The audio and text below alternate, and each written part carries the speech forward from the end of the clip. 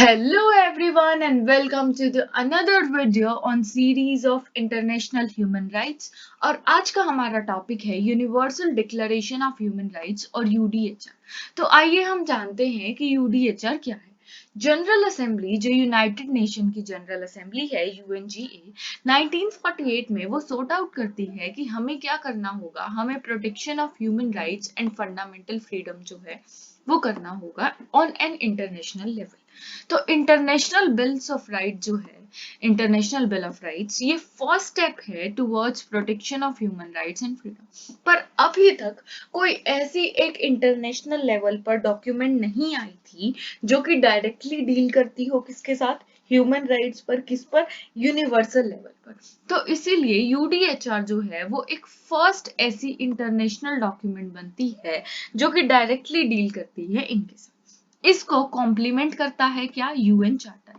हमने अपनी पिछली वीडियोस में यूएन चार्टर के ऐसे प्रोविजंस पढ़े थे जो डायरेक्टली, एक्सप्रेसली और इनडायरेक्टली या इम्प्लाइडली क्या करते हैं, ह्यूमन राइट्स जो है वो प्रोवाइड करते हैं। ठीक है, तो उसमें भी एक्सप्रेस कुछ प्रोविजंस थे जो कि ह्यूमन राइट्स के साथ डील करते थे। तो इसीलिए चार्टर को कॉम्प्लीमेंट करते हुए हमने एक ऐसा इंटरनेशनल डॉक्यूमेंट बनाया जो कि डायरेक्टली डील कर सके।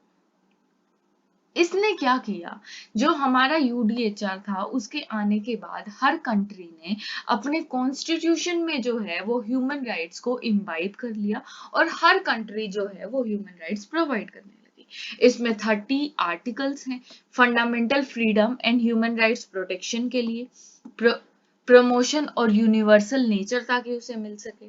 ठीक है, फंडामेंटल है ये टू ईच ह्यूमन, जैसे ही उनका बर्थ होता है उनको फंडामेंटली मिल जाते हैं। इनहेरेंट है ये नहीं है कि एक पर्सन एक सर्टेन स्टेटस या कास्ट को होल्ड करता है इसलिए है। ये बस इनहेरेंट है कि हाँ, if you are human you are subjected to all this rights. Inalienable है, नॉन ट्रांसफरेबल है, ये नहीं है कि मैं अपने राइट्स किसी और को ट्रांसफर कर दूंगी, किसी एनिमल को ट्रांसफर कर दूंगी। इनएलिनेबल है। ठीक है, तो ये सब हो गए इसके फीचर्स। 30 आर्टिकल से क्या काम करते हैं, फंडामेंटल फ्रीडम और ह्यूमन राइट्स की प्रोटेक्शन करते हैं, प्रमोशन करते हैं, यूनिवर्सल नेचर, उनको यूनिवर्सलिटी जो है उसका ऑब्जेक्टिव अचीव करने में हेल्प करते हैं ह्यूमन राइट्स को। फंडामेंटल है, बाय बर्थ मिल जाते हैं। इनहेरेंट है, by virtue of being human जो है ये है। इनएलिनेबल है, नॉन ट्रांसफरेबल है। आर्टिकल 30 जो है वो क्या कहता है, वो अब पूरे आर्टिकल्स, टोटल इसमें 30 आर्टिकल्स हैं। ठीक है, आर्टिकल जो 1 to 29 है वो हमें बताती है कि भाई तुम्हारे पास ये सब राइट्स हैं और ये सब राइट्स तुम्हारे फंडामेंटल है, इनएलिएनेबल है। जो आर्टिकल 30 है वो क्या कहता है कि कोई भी ऐसा एक्ट तुम नहीं करोगे जो वॉयलेट करे या रिस्ट्रिक्ट करे राइट्स ऑफ समवन एल्स। समझ के, 1 to 29 में तुम्हारे ये सब राइट्स हैं, दैट्स ओके।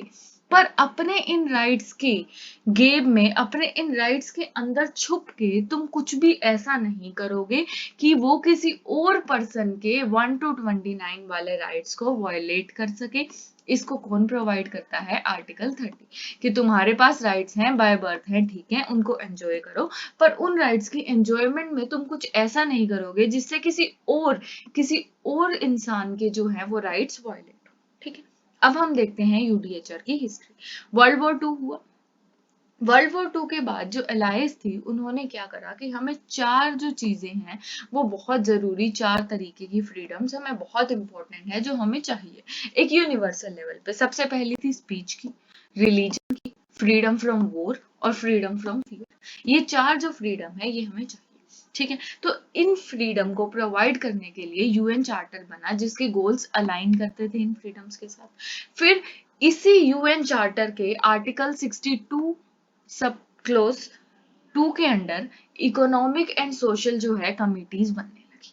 तो ऐसी ही एक इकोनॉमिक और सोशल कमिटी बनती है जो कि इंटरनेशनल बिल ऑफ राइट्स बनाती है। इंटरनेशनल बिल ऑफ राइट्स जो है, इंटरनेशनल बिल ऑफ राइट्स एक डॉक्यूमेंट की फॉर्म अब हमें उसे एक तरीके से देनी थी, एक डॉक्यूमेंट्री जो है इस तरीके से देनी थी कि उसको एक यूनिवर्सल कैरेक्टर मिल सके। तो 1947 में एक कमिटी बनती है जो कि इकोसॉक है, headed by Eleanor Roosevelt, वो कमेटी एक ड्राफ्ट बनाती है, सारे मेंबर्स रिव्यू करते हैं। उस टाइम 58 वोट्स टोटल में से 48 वोट्स आई थी, 8 ने वोट नहीं किया था और 2 जो कंट्रीज थी मेंबर कंट्रीज वो एब्सेंट थी। और फाइनली 10th ऑफ दिसंबर 1948 में यूडीएचआर जो है वो पास हो जाता है। अब हम देखते हैं यूडीएचआर के प्रोविजंस। अब यूडीएचआर के प्रोविजन को एक इजी तरीके से लर्न करने के लिए, इन्हें अपने माइंड में इम्बाइब करने के लिए मैंने इन्हें कुछ ब्रॉड फ्रेमवर्क्स में जो है वो डिवाइड कर दिया है। सबसे पहले आते हैं जनरल। जनरल सेक्शन आते हैं आर्टिकल 1 टू आर्टिकल 7। आर्टिकल 1 हमें क्या कहता है कि इक्वल है हर कोई फ्रॉम बर्थ राइट, डिग्निटी है, ब्रदरहुड है, कि भाई तुमने बर्थ लिया। सबसे पहले हम शुरुआत कब से करेंगे, कब से मिल रहे हैं हमें राइट्स, जब से हमने बर्थ लिया। तो राइट शुरू भी कब से होंगे, जब से हमने बर्थ लिया। तो सबसे पहले इक्वल है बर्थ राइट से। मेरा बर्थ होते ही मैं सारी दुनिया में जो भी लोग हैं सबके इक्वल हूँ। मुझे एक डिग्निटी मिलनी चाहिए और ब्रदरहुड का जो है वो मेरे पास राइट है। ठीक है, डिग्निटी मिलनी चाहिए। फिर बड़े बड़े होते क्या होने लग जाता है, डिस्क्रिमिनेशन आने लग जाती है। तो कहते हैं कोई डिस्क्रिमिनेशन नहीं चाहिए, चाहे वो सेक्स के बेसिस पर हो, कास्ट के बेसिस पर हो, रिलीजन हो, लैंग्वेज हो, किसी भी बेसिस पर कोई डिस्क्रिमिनेशन नहीं चाहिए। फिर हमें क्या चाहिए, अब मुझे धीरे धीरे मुझे लाइफ चाहिए अपनी, कि हाँ मेरी लाइफ, मेरी सिक्योरिटी, मेरी डिग्निटी, ये सारी जो चीजें हैं वो सिक्योर हो। तो थर्ड आर्टिकल में क्या चाहिए मुझे, कि लाइफ, सिक्योरिटी और डिग्निटी जो है मेरी अश्योर कर दो कि भाई ये सारी चीजें ये सिक्योर है। ठीक है, अब इसमें फिर अब लाइफ को सिक्योर करने के लिए हमें ये चाहिए कि कोई भी हमें अपना स्लेव ना बनाए। तो नो स्लेवरी, की कोई मुझे स्लेव ना बना ले कि मुझे हर चीज उसकी माननी पड़े। और सर्विट्यूड, मैं किसी को इस तरीके से सर्व नहीं करूंगी कि मुझे उसकी हर चीज माननी पड़े। फिर उसके बाद अब नो स्लेवरी और सर्विट्यूड आ गया। अब मुझे नहीं चाहिए कि कोई मुझे बुरी ट्रीटमेंट भी करे। तो नो इनह्यूमेन और डिग्रेडिंग और क्रूअल ट्रीटमेंट इज अलाउड। फिर उसके बाद अब ये सब मुझे अलाउ हो गया। अब मुझे फाइनली एक रिकॉग्निशन तुम दे दो एज अ पर्सन एवरीवेयर, कि मैं जहां भी जाती हूँ, मैं किसी भी कंट्री में जाऊं, मैं ग्लोब में कहीं भी जा रही हूँ, मैं आउट ऑफ द कंट्री भी जा रही हूँ, मैं आउट ऑफ ग्लोब भी इवन जा रही हूँ, अगर स्पेस में जा रही हूँ, कहीं भी जा रही हूँ, तो I am recognised as a person everywhere. साथ में रिकॉग्नाइज्ड एज अ पर्सन के लिए क्या जरूरी है, equal protection of law and equality before law. Equal protection of law मतलब सबको इक्वल जो प्रोटेक्शन है वो लॉ की मिली है और सब लॉ के सामने इक्वल है। जब एक पुराना जो वो होता था, एक प्रोविजन होता था या एक सेइंग होती थी कि king can do no wrong, इसको हमने बिल्कुल ही विशिएट कर दिया है इससे। ठीक है, तो हमने जनरल बातें करी 1 to 7 में, कि सबसे पहले मैं पैदा हुई, मुझे पैदा होते ही इक्वालिटी का राइट दे दो, फ्रॉम बर्थ डिग्निटी दे दो, ब्रदरहुड दे दो। फिर मैं नहीं चाहती कोई डिस्क्रिमिनेट करे, मुझे अपनी लाइफ भी चाहिए। ठीक है, लाइफ चाहिए, उसके लिए क्या चाहिए, कि ना तो कोई मुझे स्लेव बनाए और ना ही मैं किसी के अंडर सर्व करूं। और साथ में मुझे क्या चाहिए, कि मुझे कोई भी डिग्रेडिंग या क्रूअल ट्रीटमेंट नहीं चाहिए। फिर मुझे रिकॉग्निशन चाहिए एज अ पर्सन एवरीवेयर। और लास्ट में मुझे चाहिए इसके लिए रिकॉग्निशन एज अ पर्सन के लिए equal protection of law and equality before law. ठीक है, ये हो गए हमारे general provisions from article 1 to 7। उसके बाद हमारे पास 8 to 12 क्या आ गई, रेमेडीज आ गई, कि भाई अगर मान लो कुछ भी हो जाता है तो उसकी रेमेडीज क्या है। अब 8 कहता है अगर मान लो वायलेशन होती है, अगर इन सारे जनरल राइट्स को या और कोई भी राइट्स को कोई वायलेट करता है, तो मैं नेशनल ट्राइब्यूनल में जा सकती हूँ कि भाई मेरा तो वायलेशन हो गया, ये राइट मुझे तो प्रोवाइड करो। फिर उसके बाद 9 क्या कहता है, कि कोई भी अरेस्ट, एग्जाइल और डिटेंशन जो है वो आर्बिट्रेरी नहीं होगा। कि मतलब ये नहीं है कि भाई आर्बिट्रेरीली तुम मुझे अरेस्ट कर लो अगर मैं एक सर्टेन चीज कर रही हूँ, अनलेस उसके लिए कोई प्रोविजन है, वो मोरली लीगली गलत है, तो तुम उस बेसिस पर कर सकते हो, नो डाउट। बट कोई आर्बिट्ररी अरेस्ट, एग्जाइल या डिटेंशन नहीं होगा। फिर अगर मान लो कुछ भी हो जाता है मेरे साथ, तो मुझे फेयर ट्रायल चाहिए, मुझे अपॉर्चुनिटी ऑफ हियरिंग चाहिए, कि हाँ तुम मुझे सुनो मेरे साथ क्या क्या हुआ, और इम्पार्शियली जुडिशियरी जस्टिस चाहिए। मुझे ये नहीं चाहिए कि हाँ कोई कल को मेरे साथ डिस्क्रिमिनेशन कर रहा है, कि सामने मेरा केस है किसी पॉलिटिशियन से, तो इसलिए इम्पार्शियल जो है जस्टिस मिल रहा है, उसको ज्यादा मिल रहा है, मुझे कम नहीं मिल रहा है, मुझे ऐसा नहीं चाहिए। फिर कोई भी इंसान है वो इनोसेंट है अंटिल गिल्टी। और इसमें एक और प्रोविजन आता है कि इनोसेंट है अंटिल गिल्टी, और साथ में अगर मान लो मैंने कोई ऑफेंस करा, ठीक है, मैंने 2000 में कोई ऑफेंस किया, ठीक है। अब 2000 में जब मैंने ऑफेंस किया तब तक वो चीज जो है वो ऑफेंस नहीं बनी, ठीक है। वो 2003 में जाके जो है वो ऑफेंस बन जाती है किसी लॉ के अंडर। तो मुझे 2000 में जो मैंने किया है मुझे उसके लिए पनिश नहीं किया जा सकता।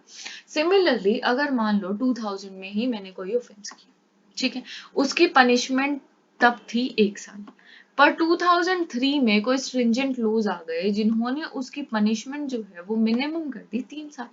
अब मुझे पनिशमेंट जो एक, चाहे मेरा ट्रायल जो है वो 2005-2006 तक चल रहा हो, पर मुझे पनिशमेंट कितनी मिलेगी, 1 साल से ज्यादा नहीं मिल सकती अगर उसकी 1 साल ही पनिशमेंट है तो, ठीक है। तो इसीलिए मैं जब तक कुछ नहीं किया तब तक इनोसेंट है अंटिल गिल्टी, जब तक गिल्टी नहीं प्रूफ हो जाते। साथ में अगर मैंने कुछ किया था जो ऑफेंस नहीं था और अब ऑफेंस है, मुझे उसके लिए पनिश नहीं किया जा सकता, या फिर किसी की पनिशमेंट पहले कम थी अब ज्यादा है, मुझे वो ज्यादा वाली पनिशमेंट नहीं दी जा सकती। और फाइनली मुझे प्राइवेसी चाहिए, कोई भी इंटरवेंशन नहीं चाहिए, कोई भी इंटरवीन नहीं करे मेरी एंजॉयमेंट ऑफ लाइफ के साथ, ठीक है। तो आर्टिकल 8 में एक तरीके से हमने रेमेडीज देखी। सबसे पहले अगर कोई वॉयलेट करता है तो नेशनल ट्राइब्यूनल के पास मैं जा सकती हूँ। उसके बाद भाई अब रेमेडीज हमें उनके लिए भी देखनी है कि जिनको अरेस्ट कर लिया, एग्जाइल में डाल दिया, डिटेंशन में डाल दिया आर्बिट्रेरीली, तो हमने कहा कि कोई अरेस्ट, एग्जाइल या डिटेंशन नहीं हो सकता। फेयर ट्रायल और इम्पार्शियल जस्टिस सबको मिलेगा और हर कोई इनोसेंट अंटिल गिल्टी है, और 2 प्रोविजन ये पनिशमेंट वाले और ऑफेंस वाले। और लास्ट में मुझे 12 में एक तुम प्राइवेसी दे दो, कोई मेरे राइट्स के साथ इंटरवीन ना कर सके, ठीक है। तो ये हो गई हमारे पास रेमेडीज। उसके बाद आर्टिकल 13 to 20 हमारे पास आती है फंडामेंटल फ्रीडम्स, ठीक है। फंडामेंटल फ्रीडम में सबसे पहले देखो, सबसे अच्छा मुझे क्या चाहिए, मुझे कोई बंद कर दे, मुझे ये नहीं पसंद, तो मुझे मूवमेंट चाहिए कि मैं घूमती रहूं, और मुझे रेजिडेंस चाहिए, ठीक है। मुझे घूमना है, मुझे रेजिडेंस चाहिए। अगर मुझे अपनी कंट्री में नहीं घूम पा रही हूँ, मुझे अपनी कंट्री में रिस्क है, तो किसी और कंट्री में जाके मैं असाइलम सीख कर सकूं, ठीक है। फिर नेशनैलिटी का राइट मुझे मिले कि हाँ अगर मैं यहाँ की हूँ, वहां की नेशनैलिटी के अकॉर्डिंग जो है मुझे अडॉप्ट किया जाए, ठीक है। घूमना है, अपने में नहीं घूम सकती, अपनी में रिस्क है तो कहीं और असाइलम, ठीक है। फिर साथ में नेशनैलिटी का मुझे राइट चाहिए।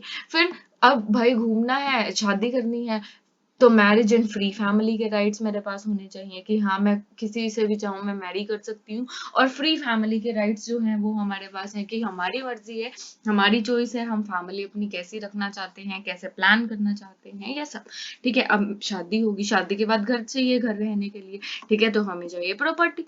प्रॉपर्टी के बाद अब शादी के बाद रिस्पॉन्सिबिलिटी आ जाती है, तो हमें सोचना पड़ता है, तो थॉट और कॉन्शियसनेस के राइट कि हाँ तो मेरे थॉट्स मेरे हैं, I have right to think a particular thing, मेरे ओपिनियन हो सकते हैं, मेरे थॉट्स हो सकते हैं, मेरे ओपिनियन हो सकते हैं, ठीक है। और लास्ट में अब मान लो जब मैरिड लाइफ से तंग हो जाओ या मतलब ऐसे एक दूसरे से बोर हो जाओ, तो हमें पीसफुल असेंबली के भी राइट्स चाहिए। मतलब ये वो नहीं है, पर इस स्टोरी से हम इजीली इन सारे प्रोविजंस को रिमेम्बर कर सकते हैं। तो इसलिए मुझे पीसफुल असेंबली, तो सबसे पहले मुझे घूमना है, घूमने के बाद अपनी कंट्री में नहीं घूम सकती, अपनी कंट्री में रिस्क है तो किसी और कंट्री में असाइलम सीख कर सकती हूँ, नेशनैलिटी का राइट सीख कर सकती हूँ। फिर मुझे शादी और फ्री फैमिली के राइट्स मेरे पास हैं। शादी के बाद क्या चाहिए, घर चाहिए, तो प्रॉपर्टी, प्रॉपर्टी मिल गई, शादी हो गई, थॉट, मेरे थॉट्स मेरे हैं, मेरे ओपिनियंस मेरे हैं, तो थॉट और कॉन्शियसनेस के राइट, ओपिनियन के राइट्स, और फाइनली पीसफुल असेंबली के राइट्स। ये सारी जो है ये फ्रीडम्स आ गई हमारी थर्ड कैटेगराइजेशन में, आर्टिकल 13 to 20। फिर 21 to 23 सबको क्या चाहिए, पॉलिटिकल राइट चाहिए। तो 21 to 23 हमें क्या देता है, पॉलिटिकल राइट। सबसे पहले आर्टिकल 21 सबसे बड़ा हमारा पॉलिटिकल राइट्स की right to participate in government, और यूनिवर्सल अडल्ट सफरेज की हर कोई 18 साल से जो भी ऊपर है वो वोट कास्ट कर सकता है। तो हम गवर्नमेंट में पार्टिसिपेट कर सकते हैं, ऑब्वियसली डेमोक्रेसी है तो हम पार्टिसिपेट कर सकते हैं, और यूनिवर्सल एडल्ट सफरेज। फिर 22 में हमें क्या चाहिए, सोशल सिक्योरिटी चाहिए। सोशल सिक्योरिटी में क्या आता है कि अगर मान लो मुझे गुड कंडीशंस ऑफ वर्किंग चाहिए, कि हाँ मैं अच्छे से काम कर रही हूँ, मुझे फेयर वेजेस चाहिए, मुझे ये नहीं चाहिए कि अगर मैं लड़की हूँ तो मुझे कम पे हो रहा है, किसी लड़के को ज्यादा पे हो रहा है, ठीक है। तो मुझे इक्वालिटी चाहिए वेजेस में। फिर साथ में मुझे मेरा सिक्योरिटी ऑफ जॉब चाहिए, इंश्योरेंस चाहिए, ये सारी चीजें हमारी आ गई सोशल सिक्योरिटी में, ठीक है। तो पॉलिटिकल में right to participate in government, universal adult suffrage, social security, और लास्ट में आर्टिकल 23 क्या कहते हैं, employment, dignity, human condition, equal pay, ये सब चीजें मुझे चाहिए, ठीक है। पॉलिटिकल है, गवर्नमेंट में पार्टिसिपेट कर रही हूँ तो गवर्नमेंट को सोशल सिक्योरिटी इंश्योर करनी चाहिए, और इंश्योर करने के लिए क्या तरीका है कि एम्प्लॉयमेंट, डिग्निटी, ह्यूमन कंडीशन और इक्वल पे जो है वो मुझे मिल जाए। उसके बाद आर्टिकल 24 टू 29 क्या आ गया, बेसिक नीड्स। अब देखो सब कर लिया हमने। जनरल हमें बाय बर्थ मिलनी शुरू हुई, हम अगर वायलेशन हुआ तो हमने 8 टू 12 में हमने रेमेडी देखी, हमने फ्रीडम देख ली, हमारे पास क्या क्या है 13 टू 20 में। फिर 21 से हमने शादी सब होगी, घर मिल गया। उसके बाद हमें पॉलिटिकल राइट्स चाहिए कि हाँ भाई हम देश के उसमें बोलें, ठीक है। 21 टू 23 हो गया, हमें अच्छी जॉब मिल गई। उसके बाद 24 टू 29 हमें अब अपनी चाहिए बेसिक नीड्स। बेसिक नीड्स हमें क्या चाहिए, हमें लेजर चाहिए, हमें रेस्ट चाहिए, हमें पेड लीव चाहिए कि हाँ ठीक है मुझे जब चाहिए मैं लेजर और मुझे जो है वो रेस्ट मिल सकता है, पेड लीव जो है वो दी जाए। फिर मुझे एक सर्टेन स्टैंडर्ड ऑफ लिविंग भी चाहिए कि अगर मैं जॉब कर रही हूँ, ठीक है, तो एक सर्टेन स्टैंडर्ड ऑफ लिविंग भी मैं डिजर्व करती हूँ। तो हर इंसान जो है उसको एक certain standard of living provide किया जाए। फिर अब बच्चे हो जाएंगे तो उसके बाद राइट टू एजुकेशन भी चाहिए कि 14 से कम जो है उनकी फ्री वॉलंटरी एजुकेशन है। जैसे इंडिया में राइट टू एजुकेशन एक्ट है, तो ऐसे हमें राइट टू एजुकेशन भी चाहिए उन बच्चों की। अब आजकल पढ़ाई में तो कुछ होता नहीं है, तो इसलिए कल्चरल, आर्ट्स और साइंस जो है उसकी एडवांसमेंट चाहिए उसमें। साथ में सोशल और इंटरनेशनल के साथ सिर्फ कंट्री में भी काम नहीं बनता है करके, अब हमें सोशल और इंटरनेशनल दोनों लेवल पे करना पड़ता है। और लास्ट में ड्यूटी ऑफ कम्युनिटी, कि हम जो है वो सब मिलकर, मेरी जो फैमिली है वो ड्यूटी ऑफ कम्युनिटी समझे कि हाँ हम एक पार्ट है कम्युनिटी का। तो हमारे इंडिविजुअल राइट्स हैं, ऑब्वियसली हैं, पर ये जो कम्युनिटी है हम इसके भी पार्ट हैं। तो हम जो कम्युनिटी है उसके भी जो राइट्स हैं उनको रिस्पेक्ट कर सकें। तो बेसिक नीड्स आ गई, रेस्ट चाहिए, स्टैंडर्ड ऑफ लिविंग चाहिए, बच्चे हो गए उनको एजुकेशन चाहिए, एजुकेशन से काम नहीं बनता तो कल्चरल, आर्ट और साइंस सब चाहिए। फिर ना सिर्फ कंट्री लेवल पे काम बनता तो सोशल और इंटरनेशनल चाहिए, और लास्ट में हम सारे ड्यूटी ऑफ कम्युनिटी निभाएंगे, ठीक है। तो ये सारे प्रोविजंस थे, हम एक बार फिर से देख लेते हैं। सबसे पहले हमारे पास क्या आ गई, जनरल बातें आ गई। पैदा होते मुझे डिग्निटी चाहिए, ब्रदरहुड चाहिए, इक्वल चाहिए, कोई भी डिस्क्रिमिनेशन नहीं चाहिए, लाइफ सिक्योरिटी और डिग्निटी चाहिए, कोई मैं स्लेवरी नहीं करूंगी, सर्विट्यूड नहीं करूंगी, कोई भी इनह्यूमेन या डिग्रेडिंग का जो है ट्रीटमेंट नहीं होगा, और I am recognised as a person. Recognition के लिए मुझे क्या चाहिए, इक्वल प्रोटेक्शन ऑफ लॉ और equality before law. By birth हो गया, कोई वायलेट करता है तो क्या नेशनल ट्रिब्यूनल में जाऊंगी, कोई भी अरेस्ट नहीं कर सकता, एग्जाइल या डिटेंशन नहीं कर सकता, फेयर ट्रायल मिलेगा अगर कुछ हो जाता है, और इम्पार्शियल जस्टिस मिलेगा।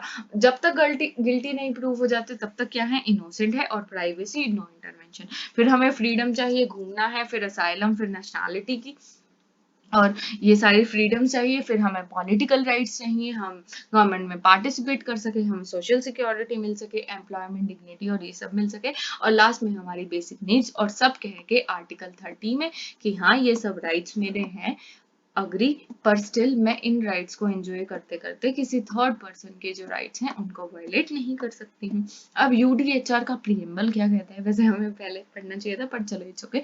प्रीएम्बल कहता है कि हमें चाहिए फ्रीडम, नो फियर, हमें किसी से डर ना लगे, कि हाँ हम वो हैं कि हम फेयरफुली जो है अपनी सोसाइटी में रह रहे हैं, कि हाँ कोई डिस्क्रिमिनेशन नहीं करेगा, मेरे राइट्स हैं, मैं कुछ भी बोल सकती हूँ, मैं कुछ भी एक्सप्रेस कर सकती हूँ, सब राइट्स हैं।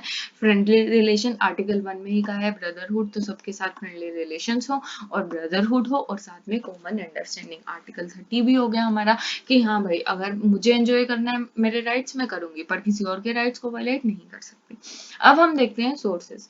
ये जो यूडीएचआर है इसके सोर्सेज क्या है। सबसे पहले हो गया जनरल स्टैंडर्ड्स, ठीक है। जनरल स्टैंडर्ड जो हमें बेसिकली, तुम ये देखो कि ये जो ह्यूमन राइट्स हैं या फंडामेंटल फ्रीडम्स हैं, ये कुछ ऐसी कोई कॉम्प्लेक्स चीजें नहीं है, ये बहुत ही बेसिक राइट्स हैं जो हमें, अब यार बहुत ही बेसिक राइट्स हैं। हमें गवर्नमेंट में पार्टिसिपेट करना है, हमें स्टैंडर्ड ऑफ लिविंग चाहिए, हमें जॉब चाहिए, सोशल सिक्योरिटी चाहिए, ये सब बहुत बेसिक चीजें हैं। तो सबसे पहला सोर्स जनरल स्टैंडर्ड।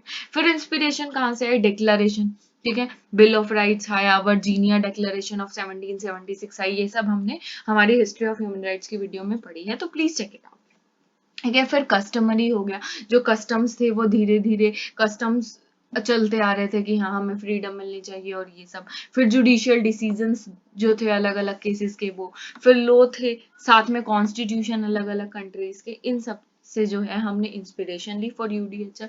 फिर इंटरनेशनल जो है, इंटरनेशनल लेवल पे हमने क्या क्या प्रोवाइड करा, इक्वालिटी थी, ठीक है, इक्वालिटी हमें चाहिए। फिर अबोलिशन ऑफ स्लेवरी हो गया, जब आईएलओ आया तो उसने अबोलिशन ऑफ स्लेवरी करा, तो उससे हमने जो है इसको इंटरनेशनल लेबर ऑर्गेनाइजेशन से लिया। फिर प्रोटेक्शन ऑफ टॉर्चर के लिए जो है कन्वेंशन आई, उससे हमने इंटरनेशनल जो था वो एक सोर्स था, और नो आर्बिट्ररी अरेस्ट, और ये सब चीजें क्या थी, हमारे इंटरनेशनल सोर्सेस थी। अब इंडिया का हम जो है इंडिया को देखते हैं।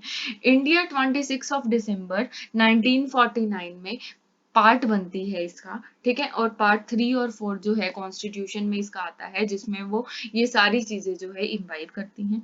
फिर Kesavananda Bharati versus state of Kerala की जो है लैंडमार्क जजमेंट में क्या आता है कि हालांकि लीगली बाइंडिंग नहीं है, पर इंडिया रेवर करती है हर ह्यूमन राइट को, किसमें, कॉन्स्टिट्यूशन में। फिर इसके लीगल इफेक्ट्स क्या हैं, लीगल इफेक्ट्स हैं कि कॉमन कोड है, फर्स्ट डॉक्यूमेंट है, पर ये लीगली बाइंडिंग नहीं है, सिर्फ रिकमेंड करती है, बट इसके बाद हर कंट्री के लॉ में, कॉन्स्टिट्यूशन में ये सब जो राइट्स हैं वो आ गए थे, ठीक है। फिर क्रिटिसिज्म क्या आता है, क्रिटिसिज्म आता है कि नॉट लीगली बाइंडिंग, वही बात, लीगली बाइंडिंग नहीं है, बस रिकमेंड कर रही है। हर कंट्री ने एज इट इज इम्प्लीमेंट नहीं करा, कुछ कंट्रीज ने इम्प्लीमेंट नहीं भी करा, जैसे कि हाँ, जहाँ पर उन्होंने विमेन को पर्दा करके रखना पड़ता है, विमेन बाहर नहीं निकल सकती, तो ऑब्वियसली उन्होंने इम्प्लीमेंट नहीं करा। वोग एंड जनरल, मतलब ऐसे है कि जनरल बातें लिख दी, एनफोर्समेंट का आया नहीं, तो ये सब वोग और जनरल हो गया, ठीक है। फिर इससे रिलेटेड केस लॉज क्या क्या है, Jolly Varghese versus Bank of Cochin में क्या आया था कि कोई भी आर्बिट्ररी इम्प्रीजनमेंट नहीं हो सकती। फिर Vishakha versus state of Rajasthan में सेक्सुअल हरेसमेंट के अगेंस्ट, जिससे sexual harassment at workplace का जो एक्ट बना था। फिर Kesavananda Bharati versus Union of India, article 21, social और इंटरनेशनल ऑर्डर जो है उसको हमें अचीव करना है। फिर chairman railway board versus Chandrima Das, जिसमें क्या हुआ था, बांग्लादेश की जो विमेन है उसको रेप किया गया था, तो आर्टिकल 5 जो है उसका वायलेशन हुआ था कि भाई इनह्यूमेन और क्रूअल और डिग्रेडिंग जो ट्रीटमेंट है वो दी गई, ठीक है।